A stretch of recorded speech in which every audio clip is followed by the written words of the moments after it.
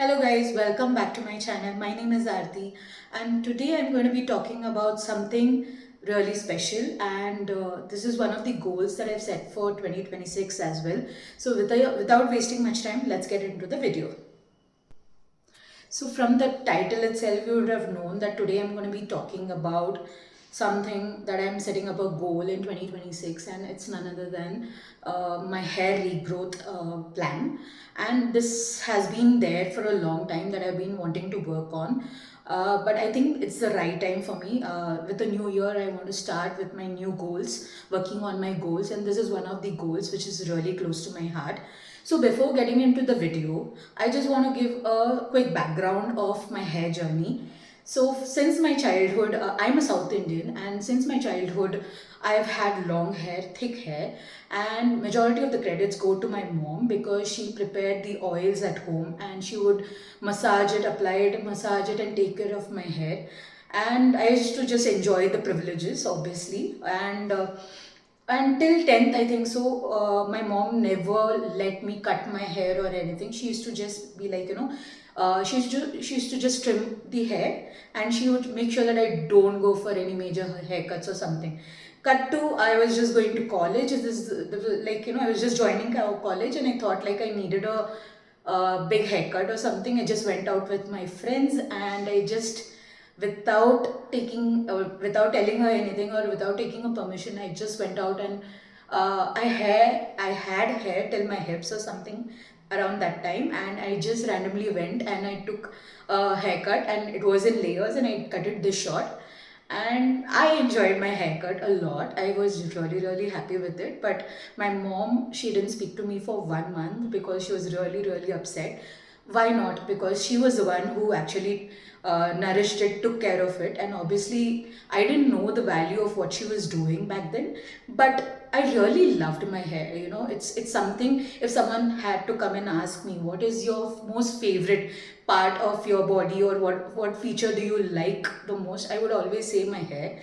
And irrespective whether I took care of it or no, she taught me the basic stuff like combing your hair, massaging your hair, so oiling your hair. These were the basics she taught me before, so which I knew, which I followed in my after my college, during my college journey as well. But majorly the thing is, you take it for granted somewhere that because someone else is doing something for you or something, it's growing naturally, right? So I took it like granted. I used to tell my mom, don't worry, even if I cut my hair short, right, it will grow back, don't worry, I know that. And I have this habit of speaking to my hair. Normally they say, right, if you speak to your plants, they grow well. So I used to speak to my hair, and it used to grow pretty well. And that is how I used to pamper my hair. I used to just pamper while combing or oiling. I used to just randomly speak things with the way I want to look or something. So this has been, if you have to divide my hair journey, it would be pre 2018 and post 2018. So college days passed by. I did my masters as well, and even those times, I managed my hair. My hair was pretty good, and I was able to manage my hair, the volume and thickness, even though I used to do haircuts. But I've never used any hair coloring or any heating products for my hair. So it was pretty much good. Even after marriage and delivery, I was able to manage my hair very well. Cut to 2018.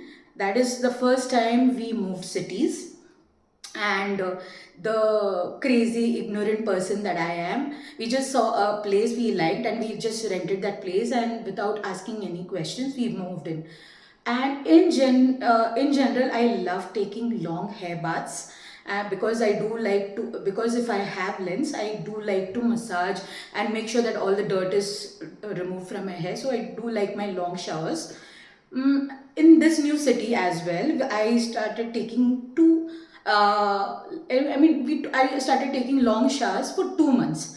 Until then, I don't realize anything, and suddenly I realized that something is going wrong, something is amiss. My hair has become very dry and frizzy, it has become brittle. Little bit of combing also, I'm losing a lot of hair.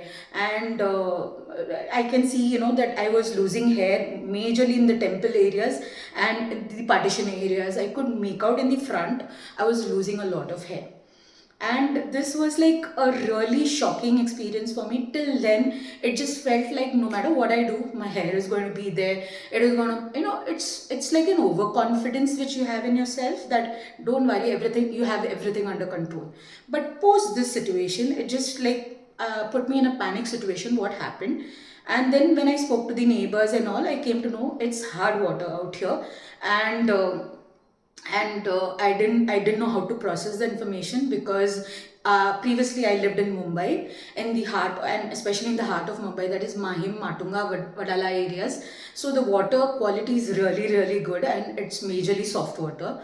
So growing up in such areas, obviously I've never taken that privilege for granted, but obviously you don't realize what is the extreme that can happen when, you know when you don't have a soft water or a normal water, good quality water. And this is the first time I was experiencing it, and genuinely started panicking. Like, I can literally sense it right now, what was the panic I went through that time. So then I said, like, okay, that is the first time I decided that I'm going to start with my hair care journey. And I started preparing oils at home. I started preparing mask at home for my hair, and dips, water dips, and all those things. I used to spray waters, herbal waters and stuff like that. So that is when I actually started my journey. And in mid 2019, we again moved cities. And this time around, 2019 and 2020, COVID hit. So we were stuck in this new place, and we were in Chennai that time. So I religiously started putting a lot of effort in, taking care of my hair, and I stuck to a routine. I made sure that these are the plan in place. This is all I'm going to do. And in 2020, by October, I think so, by October, December, I could make out a visible change in my hair. My hair literally, which I regrew my hair, the thickness and the length, and by following just these simple steps. Okay, so before we get into hair regrowth plan, let's talk about what are the things that hamper our hair growth. So the first aspect in that is nutrition. So I personally believe, if you are in your teenage, or like in your college days, if you're in your childhood age, teenage and mid 20s, okay, first few 20s, first in your 20s, I think genetically your hair will be nice. It will be good, provided you are doing everything else is in place. Everything else is you're doing right. It will be in place. It will be in good quality, because the your cells are renewing themselves. Everything is working out for you. You're young, so it is bound to be good. So 10 to 10 to 15 years back it was 30 plus, now it has become 25 plus. So post 25 you need to make sure that you need to take certain care for your body. So first aspect would be nutrition. More than the external application, you might apply the best of products, the best quality, or you can either do DIY, or the best quality or best costliest product as well.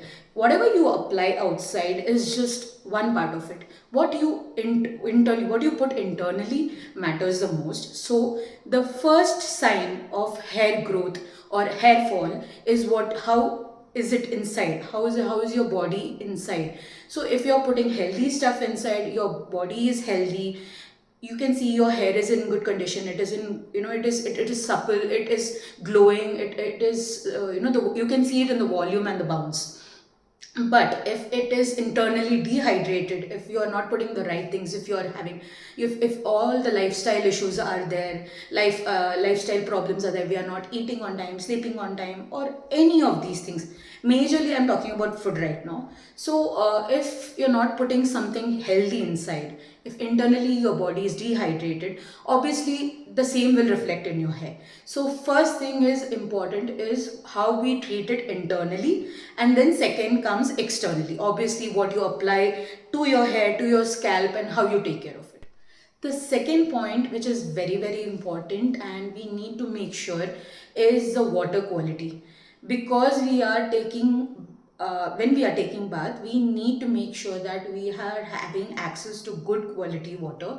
If not, it's if not extremely awesome or good quality water. If you're not having access, it's okay, but at least try to know more about your water and try to put filters. These filters do come handy. They don't miraculously say that it is going to be perfectly clean, but at least they do the job. They reduce the damage by majority aspect, and they last for almost 6 months. So you can use these filters. Make sure that you are aware that in what is the quality of water that you're using. Practically it is not possible that you use Bisleri water for your hair wash. It is not cost effective. If you are a person whom you can do, well, great, but if you are not, then please look for alternatives and options where you can make sure that you have access to good quality water, so that you can reduce that damage and stress to your hair. Okay, the third aspect is something you would have heard left, right, center. You would have just gone to any doctor and you would say, this is happening, this pain is there, that pain is there, I am losing hair or I am getting such rashes on skin, anything would have been there.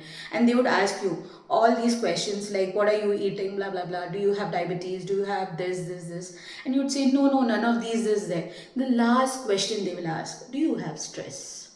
That is the most important one, and you have no escape. You can't escape this thing. Either you are a student, you're studying and you're stressed. It could be relationship related stress, it could be your job related thing, it could be anything. It is just the stress is going to show up and damage your hair, and that is the most annoying part of it.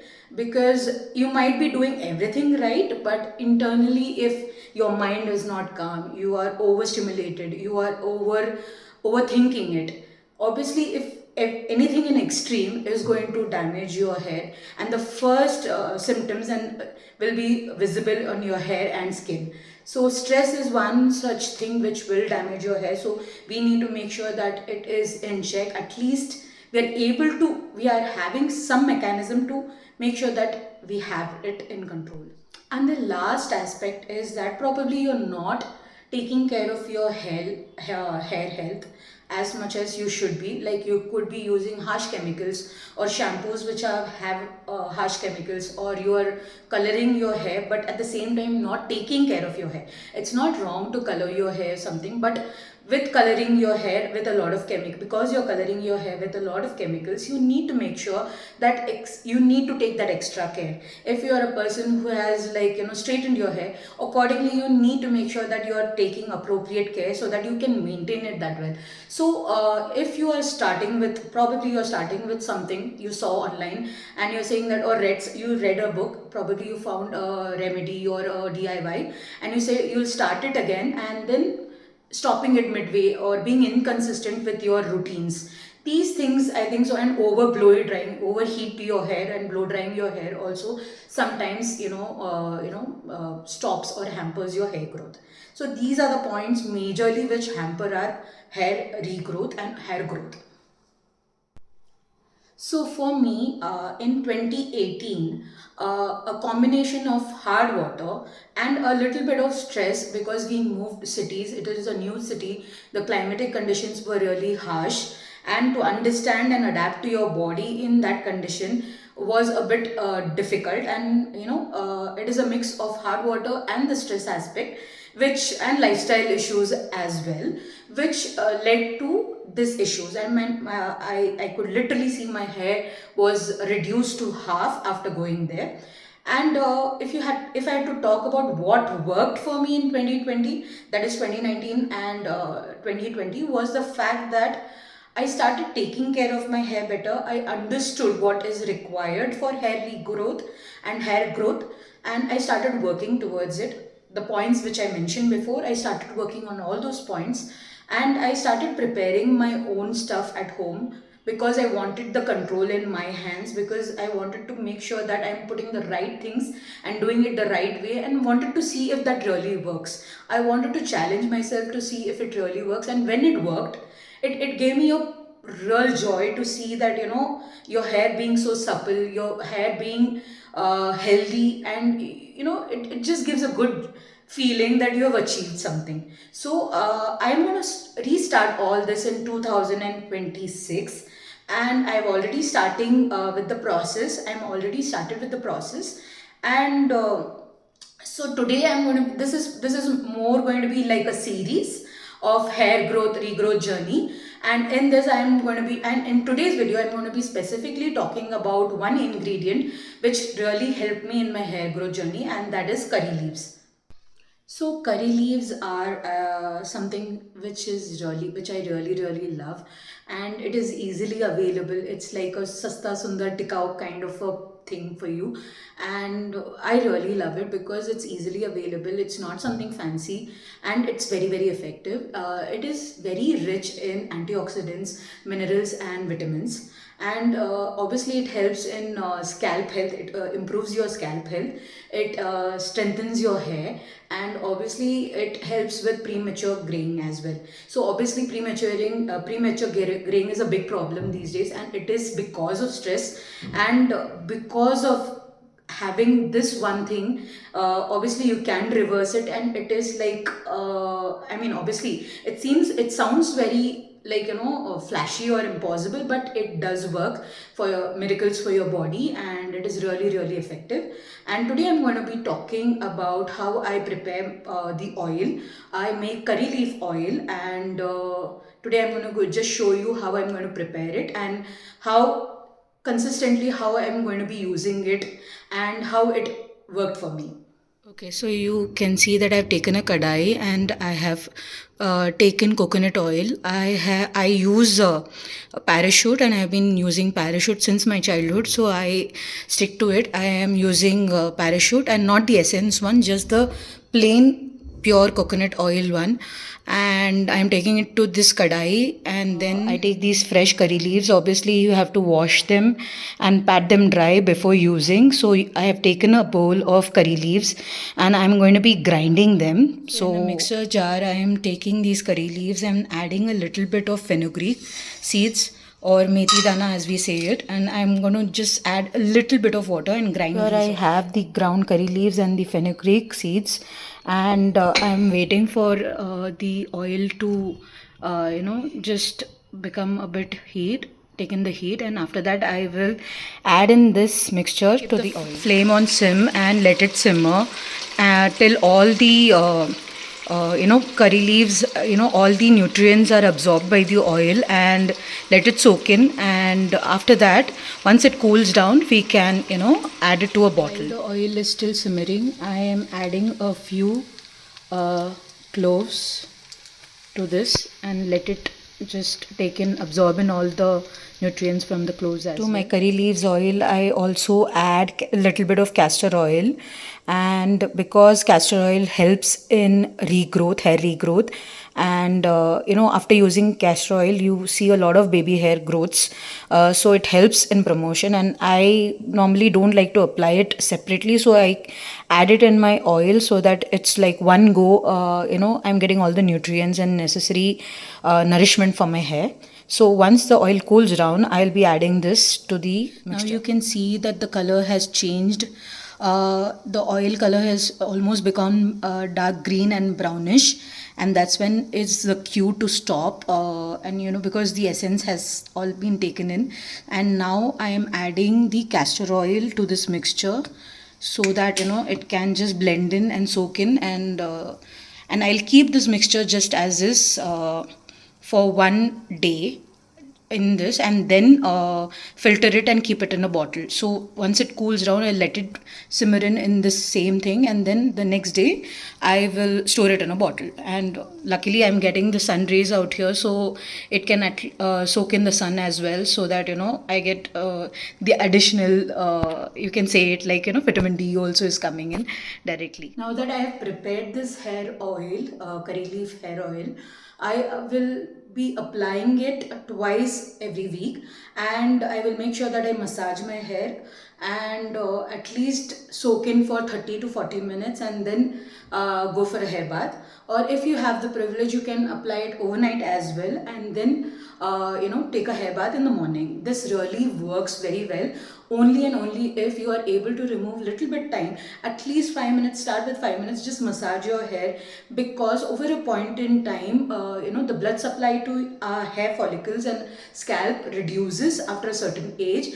And the moment we start massaging our hair or brushing our hair, the blood supply increases, which improves the hair growth, so which facilitates the hair growth. And do make sure that after applying this oil, you also make sure that you massaging your hair. And inversion method also helps, which also I'll be talking in detail in other video later on. But for now, this is the curry leaf oil which I'll be using.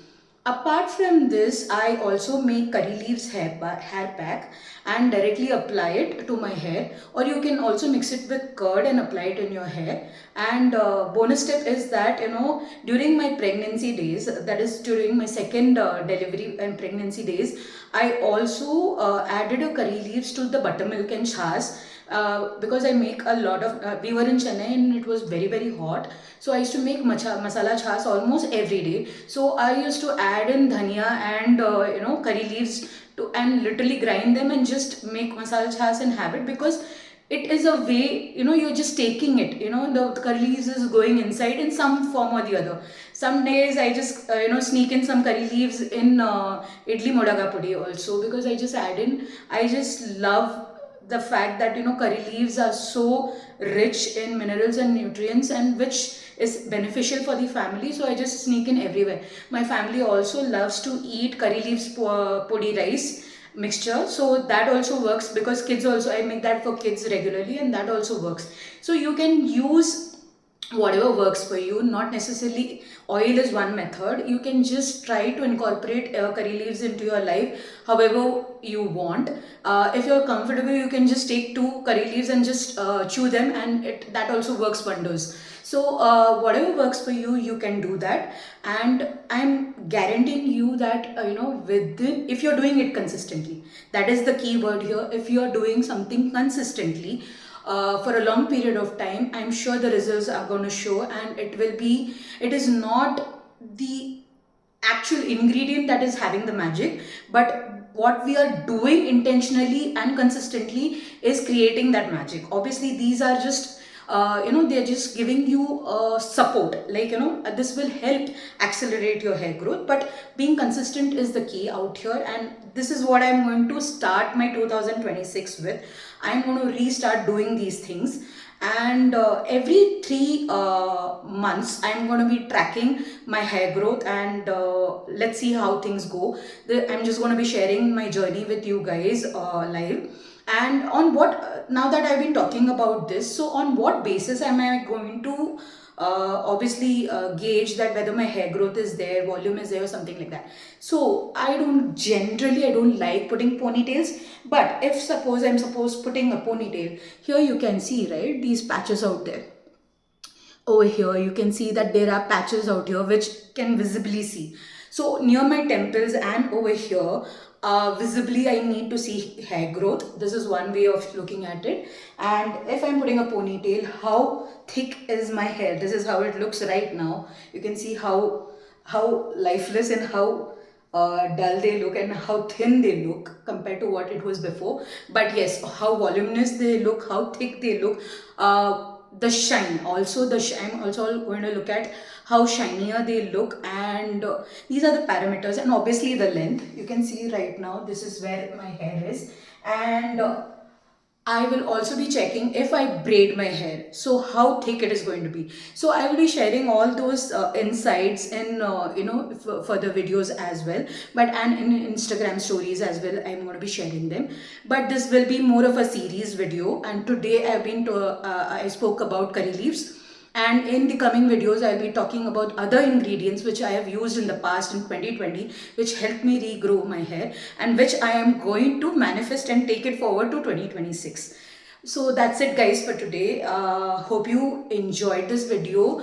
I've shared a lot about my journey and all these things, and which I'm going to apply in 2026. So if you like this video, do give it a thumbs up and subscribe to my channel for more such content. Until then, bye bye.